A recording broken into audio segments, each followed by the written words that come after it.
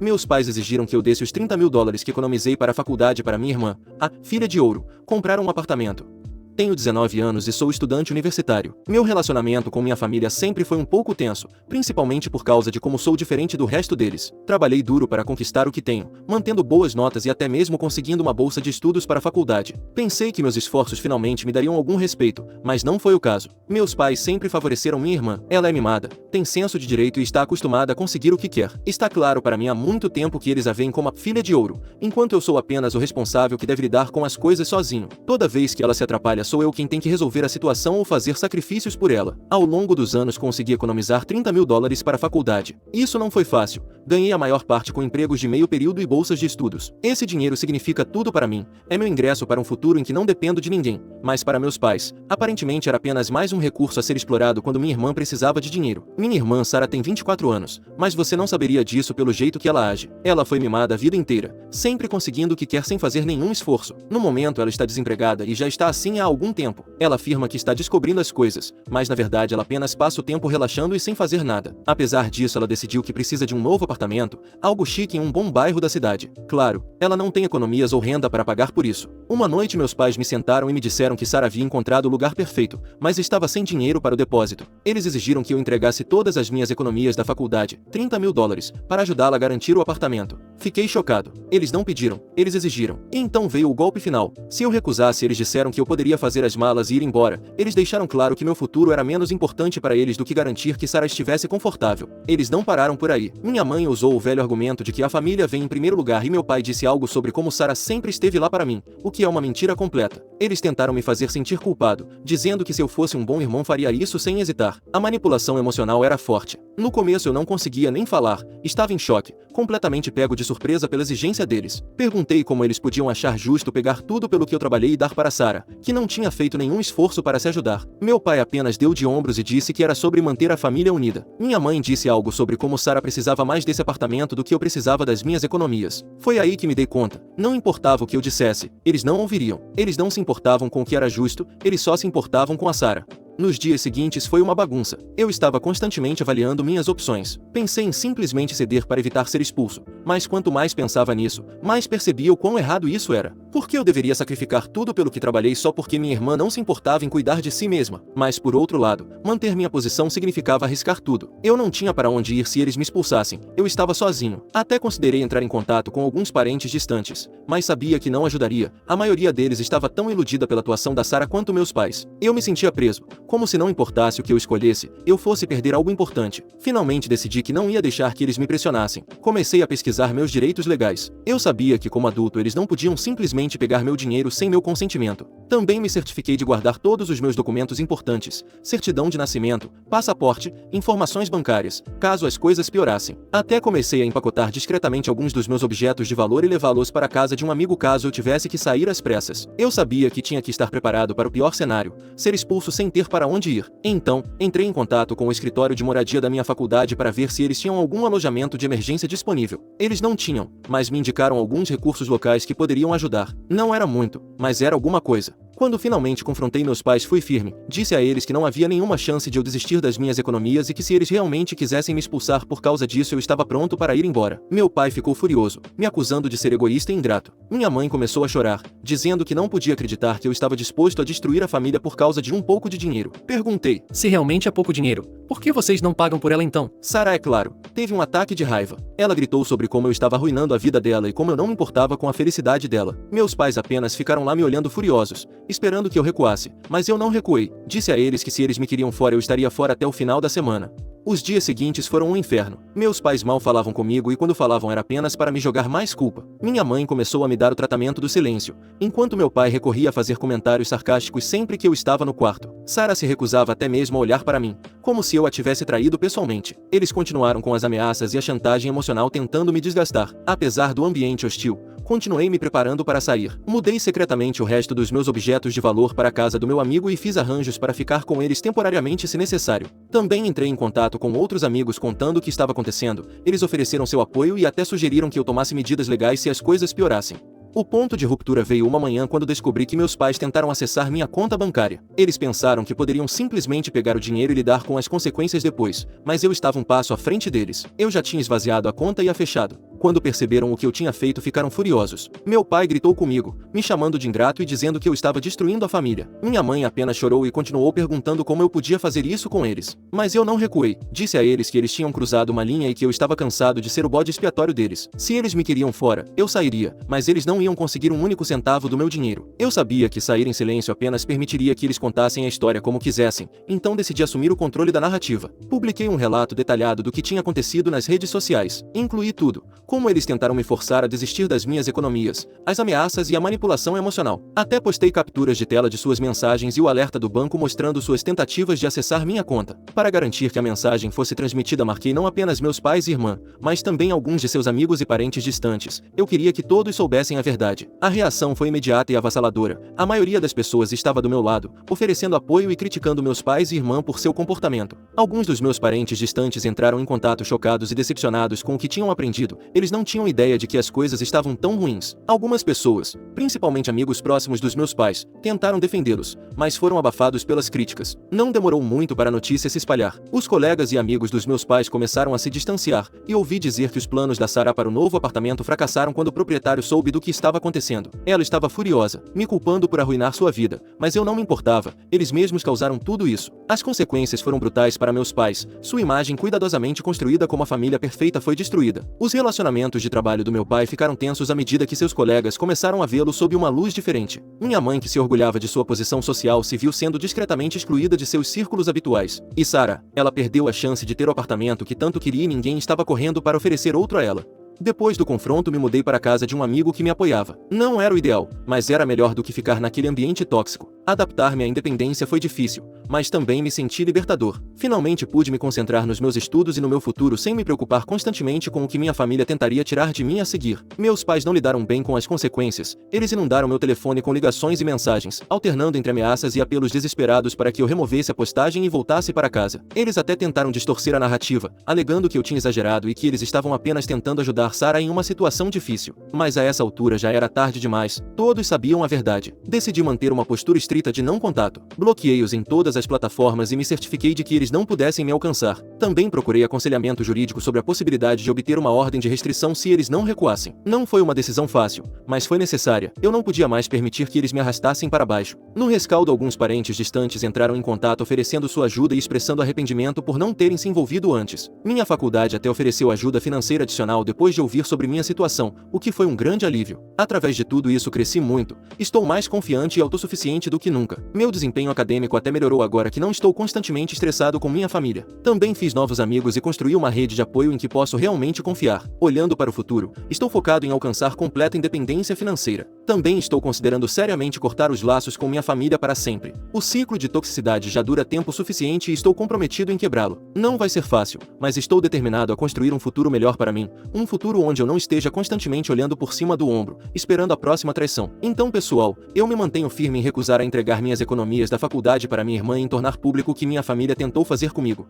Atualização. Já se passaram cerca de 3 meses desde que postei minha história original e muita coisa aconteceu. Quero agradecer a todos pelo apoio e conselhos. Realmente me ajudou a superar alguns momentos difíceis. Depois que me mudei e tornei público o que aconteceu, as coisas ficaram bem loucas. Meus pais e Sarah não aceitaram nada bem. Eles continuaram tentando me contatar, alternando entre ameaças raivosas e culpa. Me mantive firme com minha regra de não contato, mas não foi fácil. Cerca de uma semana depois que saí, minha mãe apareceu na casa do meu amigo onde eu estava hospedado. Não tenho ideia de como ela descobriu onde eu estava. Ela estava chorando e implorando para que eu voltasse para casa, dizendo que eles tinham cometido um erro e queriam consertar as coisas. Quase me senti mal por ela, mas então ela começou a falar sobre como eu estava destruindo a família e como Sarah estava sofrendo por minha causa. Foi quando eu soube que nada tinha realmente mudado. Eu disse a ela para ir embora ou eu chamaria a polícia. Ela foi embora, mas não antes de dizer que eu estava partindo seu coração. No dia seguinte, meu pai ligou para minha faculdade tentando obter informações sobre minhas aulas e horários. Felizmente, eu já tinha conversado com a administração sobre minha situação, então eles não deram nada a ele, mas me assustou que ele estivesse tentando me rastrear dessa maneira. As coisas pioraram quando Sarah começou a aparecer em lugares que ela sabia que eu frequentava, a biblioteca, a cafeteria perto do campus, até mesmo do lado de fora de algumas das minhas aulas. Ela tentava me encurralar, alternando entre gritar comigo por arruinar sua vida e implorar para que eu lhe desse o dinheiro. Ficou tão ruim que tive que mudar minhas rotinas e pedir aos amigos para caminharem comigo entre as aulas. Cerca de um mês depois que saí, recebi uma ligação da minha tia, irmã da minha mãe. Ela disse que queria se encontrar e conversar. Eu estava hesitante,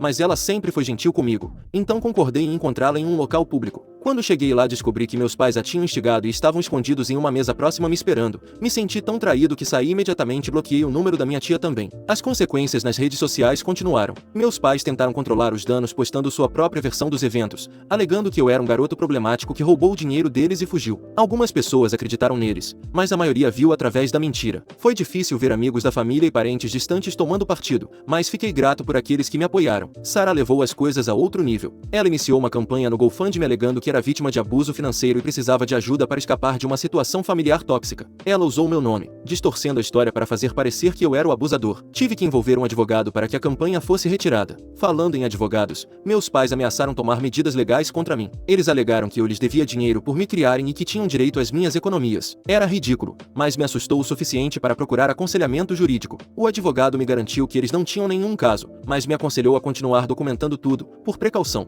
Cerca de 2 meses e meio depois que saí, recebi um e-mail surpreendente de Jack, o ex-namorado de Sara. Eles tinham terminado alguns meses antes de tudo isso acontecer e eu sempre pensei que ele era um cara decente que foi sugado para o drama da minha família. Ele se desculpou por não ter entrado em contato antes e disse que queria que eu soubesse que me apoiava. Jack me contou algumas coisas sobre Sara que me chocaram. Aparentemente ela o traiu durante todo o relacionamento, muitas vezes com caras que podiam comprar presentes caros ou levá-la em viagens. Ele disse que ela estava sempre falando sobre como merecia um estilo de vida mais luxuoso e como era injusto que ela tivesse que trabalhar para qualquer coisa. Isso me fez ver o comportamento dela sob uma nova luz. Também descobri por Jack que Sara tinha sido demitida de seu último emprego por roubo. Meus pais encobriram isso pagando de volta o que ela levou para impedir que a empresa apresentasse queixa. Fiquei furioso por eles terem feito isso enquanto esperavam que eu desistisse das minhas economias suadas. Cerca de 3 meses depois que saí, recebi uma ligação de um número que eu não reconhecia. Era meu avô, pai do meu pai. Nunca fomos próximos. Ele morava em outro estado e só o víamos a cada poucos anos. Ele disse que tinha ouvido o que aconteceu de um primo e queria ouvir meu lado da história. Fiquei cauteloso no início depois do que aconteceu com minha tia, mas enquanto conversávamos percebi que ele estava genuinamente preocupado. Ele me disse que teve seus próprios problemas com meu pai ao longo dos anos e que não estava surpreso com o que tinha acontecido. Ele se desculpou por não estar mais presente na minha vida e se ofereceu para me ajudar financeiramente se eu precisasse. Fiquei tocado por sua oferta, mas disse a ele que queria conseguir sozinho. Ele respeitou isso, mas disse que a oferta permaneceria se eu mudasse de ideia. Significou muito saber que eu tinha alguma família do meu lado. A conversa com meu avô me deixou curioso sobre outros membros da família com quem eu tinha perdido contato. Entrei em contato com algumas primas do lado da minha mãe, com quem sempre me dei bem. Uma delas, Megan, me disse que teve seus próprios problemas com meus pais e Sara ao longo dos anos. Megan me contou algo que me deixou extremamente irritado, pois eu não sabia disso. Enquanto morava com eles alguns anos atrás, ela estava passando por um divórcio difícil e precisava de um lugar para ficar por algumas semanas. Meus pais inicialmente se ofereceram para deixá-la ficar com eles, mas então Sara reclamou que não queria Megan invadindo seu espaço. Meus pais expulsaram Megan depois de apenas 3 dias, a deixando dormir nos sofás de amigos até que ela pudesse encontrar um apartamento. Eu não podia acreditar que eles fariam isso com a família enquanto exigiam que eu desistisse de tudo por Sara. Enquanto tudo isso acontecia, eu ainda estava tentando resolver minha situação de moradia. Os pais dos meus amigos foram gentis o suficiente para me deixar ficar com eles, mas eu sabia que não poderia ser uma solução a longo prazo. Comecei a procurar um apartamento barato perto do campus, mas tudo estava fora do meu orçamento. Alguns dias depois encontrei uma das amigas de Sara no supermercado. Ela tentou me fazer sentir culpado, dizendo que Sara estava deprimida e que era tudo culpa minha. Perguntei a ela se Sara tinha contado a história toda. Ela admitiu que só conhecia a versão de Sara. Contei a ela meu lado da história e pude ver a dúvida surgindo em sua expressão. Ela saiu parecendo confusa e eu senti uma pequena sensação de satisfação. No dia seguinte recebi uma ligação do banco. Alguém tentou acessar minha nova conta usando meu número de segurança social. O banco sinalizou como atividade suspeita e bloqueou. Soube imediatamente que deviam ser meus pais. Fiz um boletim de ocorrência na polícia e iniciei o processo de congelamento do meu crédito. Fiquei abalado com o quão longe eles estavam dispostos a ir. Decidi que era hora de tomar medidas mais sérias. Voltei ao advogado que havia consultado antes e iniciei o processo de obtenção de uma ordem de restrição contra meus pais e Sara. Foi um passo drástico, mas senti que não tinha escolha. No dia anterior à audiência para a ordem de restrição, recebi uma ligação frenética da minha mãe. Ela estava chorando, dizendo que tinha ouvido falar da audiência e implorando para que eu não prosseguisse. Ela disse que isso destruiria a família e arruinaria suas vidas. Eu disse a ela que eles deveriam ter pensado nisso antes de tentarem me roubar e me assediar, e desliguei. A audiência em si foi intensa. Meus pais e Sara apareceram com um advogado próprio. Eles tentaram me pintar como um garoto ingrato e problemático que estava atacando sua família amorosa. Mas eu tinha provas: as mensagens de texto, os e-mails, as postagens nas redes sociais e os registros bancários. O juiz viu através da atuação deles e concedeu a ordem de restrição. Após a audiência, enquanto eu estava saindo do tribunal, Sara tentou se aproximar de mim uma última vez. Ela parecia péssima, como se não estivesse dormindo. Ela começou a dizer algo sobre como estava arrependida, mas então seu rosto se contorceu e ela cuspiu. Espero que você esteja feliz agora que arruinou todas as nossas vidas. Uma amiga interveio e a levou embora. Foi a última vez que a vi. Também comecei a procurar um emprego de meio período para ajudar a cobrir minhas despesas de subsistência. É difícil equilibrar trabalho e escola, mas é bom ser totalmente independente. Estou determinado a conseguir sozinho. Não vou mentir, foram alguns meses difíceis. Há dias em que sinto falta de ter uma família, mesmo que fosse disfuncional. Os feriados são especialmente difíceis. Então é assim que as coisas estão agora. Ainda estou processando tudo o que aconteceu, mas estou seguindo em frente. Atualização final. Já se passou cerca de um ano desde minha última atualização e não posso acreditar no quanto as coisas mudaram. Quero agradecer a todos pelo apoio contínuo ao longo desta jornada. Seu encorajamento significou mais do que vocês podem imaginar. Após a audiência da ordem de restrição, as coisas ficaram quietas por um tempo. Pensei que talvez minha família finalmente tivesse entendido a mensagem, mas você sabe o que dizem sobre a calmaria antes da tempestade. Cerca de 3 meses atrás recebi uma ligação inesperada do meu tio, irmão do meu pai. Nunca fomos próximos, mas ele parecia genuinamente preocupado. Ele me disse que as coisas tinham saído do controle com meus pais e aparentemente Sarah se envolveu com algumas pessoas suspeitas e devia muito dinheiro a elas. Meus pais, em sua infinita sabedoria, hipotecaram a casa novamente para tentar pagar suas dívidas, mas não foi suficiente. Uma noite essas pessoas a quem Sarah devia dinheiro apareceram na casa dos meus pais e as coisas ficaram feias. Meu tio não tinha todos os detalhes, mas disse que a polícia se envolveu e meu pai acabou no hospital com um braço quebrado. E aqui é onde as coisas ficam realmente complicadas. Meus pais, apesar de tudo, ainda estão tentando proteger Sarah. Eles disseram à polícia que foi apenas uma invasão aleatória, mas a família descobriu o que realmente aconteceu. Alguns dias após a ligação do meu tio, comecei a receber mensagens dos meus pais novamente. Eu os desbloqueei já que eles ainda são meus pais. Grande erro. Eles estavam implorando para que eu voltasse para casa, dizendo que precisavam da minha ajuda. Eles até tentaram me fazer sentir culpado, dizendo que se eu tivesse dado dinheiro a eles quando pediram, nada disso teria acontecido. Você acredita? Eles ainda estão tentando colocar a culpa em mim de alguma forma. Ignorei suas mensagens.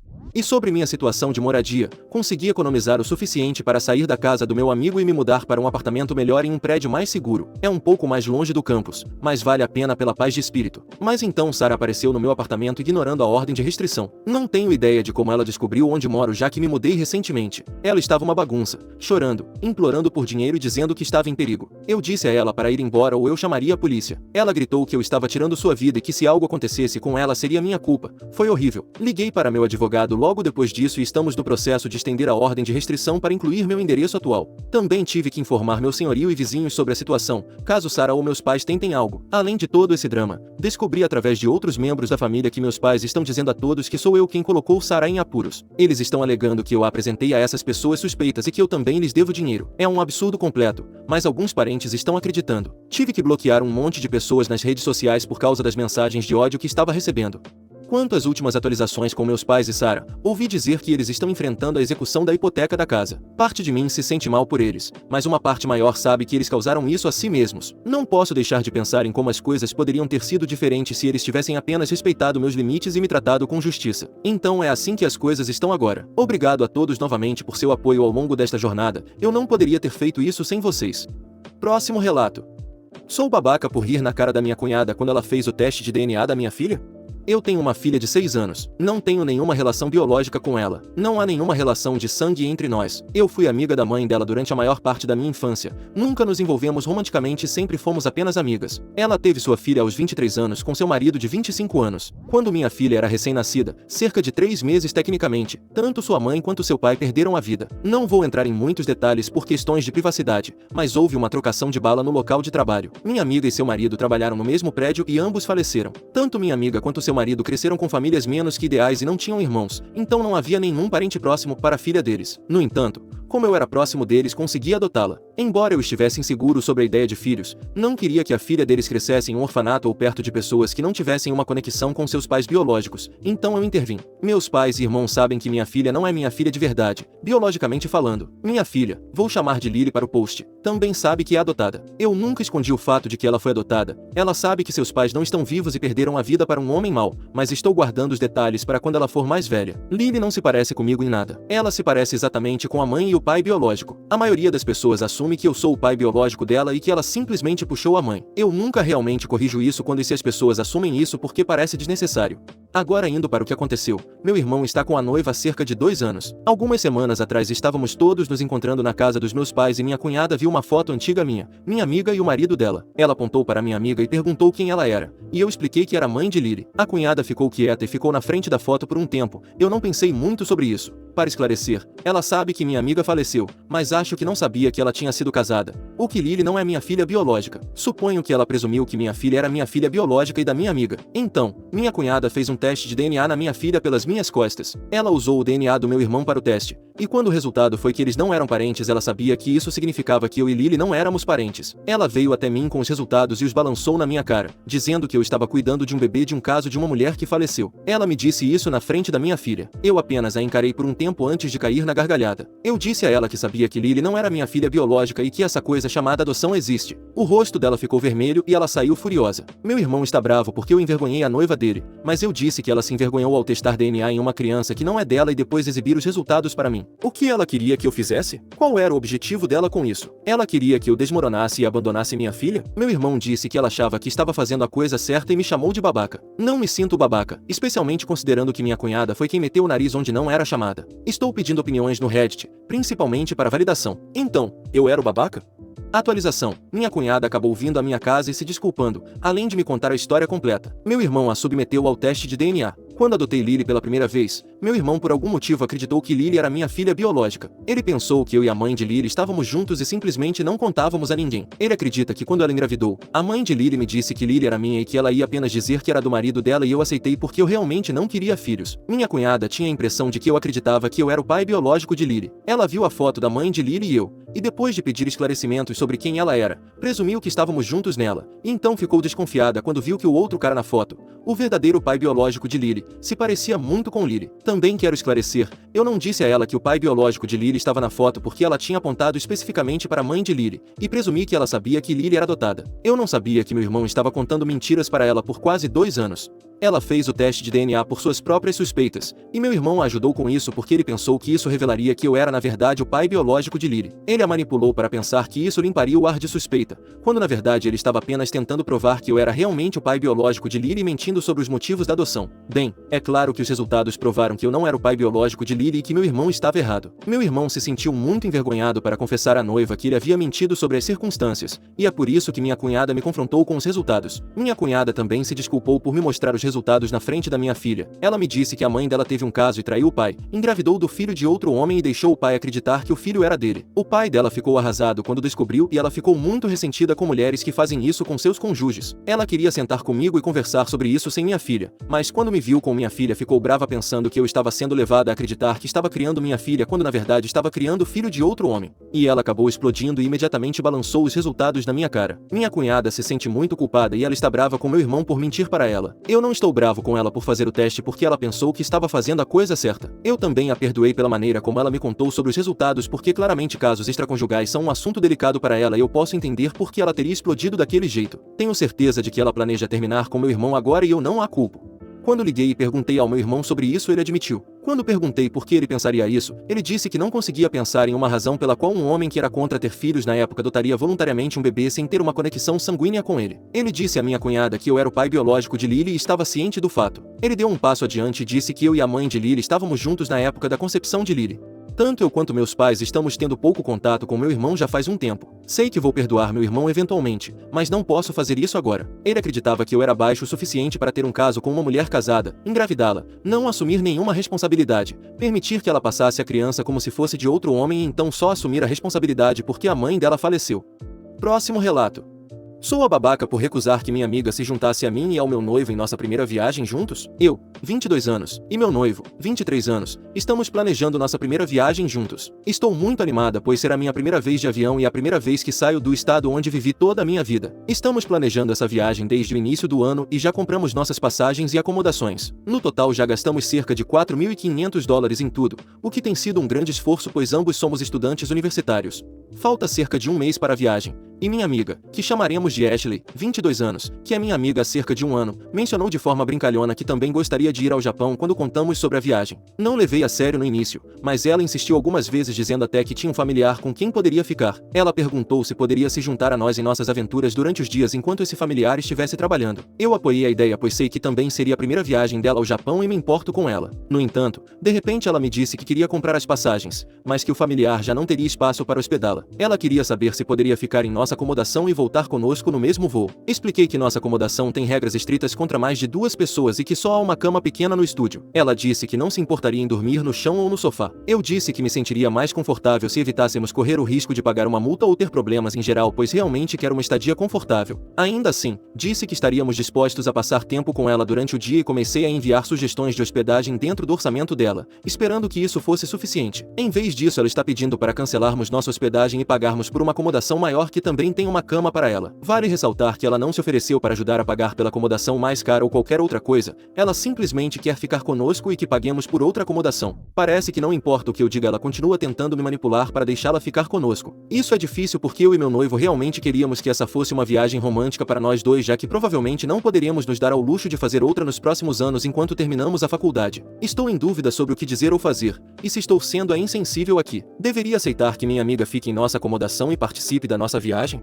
Atualização. Lendo os comentários, muitos dizem que eu deveria ser clara sobre ser uma viagem romântica. Quando contei a ela sobre a viagem, eu disse que seria basicamente nossa lua de mel. Talvez eu tenha dito isso de forma brincalhona, mas era o que eu queria dizer. Meu noivo e eu falamos sobre ir ao Japão desde que começamos a namorar há 8 anos. Achei que o comentário sobre a lua de mel e mencionar atividades como fazer nosso bolo de aniversário em uma loja em Kyoto deixariam claro o tom romântico que planejei para a viagem. Concordo que devo reforçar que se trata de uma viagem romântica, mas me sinto desconfortável de que ela receba bem isso, pois ela já ignorou todos os meus motivos lógicos. Eu estava hesitante quando ela sugeriu passar algum tempo conosco, mas pensei que talvez fosse algo legal de fazer. Entendo que é uma viagem romântica, mas meu noivo concordou com isso e apoiou a ideia dela nos acompanhar em algumas atividades mais comuns, já que seria apenas por alguns dias da nossa viagem que ela gostaria de estar conosco. Inicialmente ela disse que ficaria no Japão apenas uma semana e precisaria nos acompanhar apenas enquanto seus familiares estivessem trabalhando das 7 horas às 17 horas, mas agora as coisas mudaram e ela está dizendo que poderia ser por mais tempo. Eu realmente tenho dificuldade com limites e sempre quero ajudar as pessoas quando posso,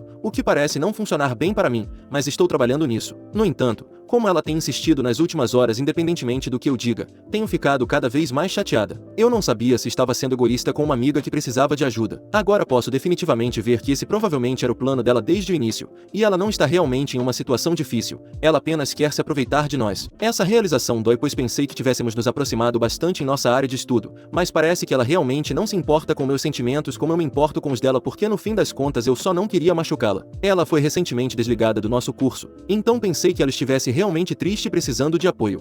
Atualização 2. Acabei recusando pela 10ª vez, mas dessa vez disse não de forma direta e clara. Como vocês disseram, não é uma frase completa. Também fiz questão de deixar claro que não estava disposta a mudar nada e que queria passar o tempo apenas com meu noivo. Expliquei que tentei recusar educadamente, mas não gostei de ser manipulada nem de ver os sentimentos meus e do meu parceiro sendo ignorados. Ela disse: Estamos falando sobre essa viagem há tanto tempo. Por que não resolvemos isso antes? Não é minha culpa que isso seja de última hora. Por que você não pode fazer isso dessa vez? Não é muito diferente, só tem uma cama a mais. E me enviou um link para uma acomodação específica. Aliás, as 2 camas são lado a lado, o que me deixou desconfortável. Ela basicamente ignorou o que eu disse, então eu a ignorei desde então. Estamos no mesmo grupo de amigos, então acho que as coisas podem ficar estranhas, mas honestamente, estou bem com isso. Independentemente de como as coisas aconteçam, meu noivo e eu iremos sozinhos e não encontraremos ela nem ninguém durante nossa viagem. Vou trabalhar em dizer não com mais firmeza e estabelecer limites mais claros. Tive uma infância abusiva e ainda estou lidando com isso. Preciso continuar me lembrando de que não estou mais naquela situação.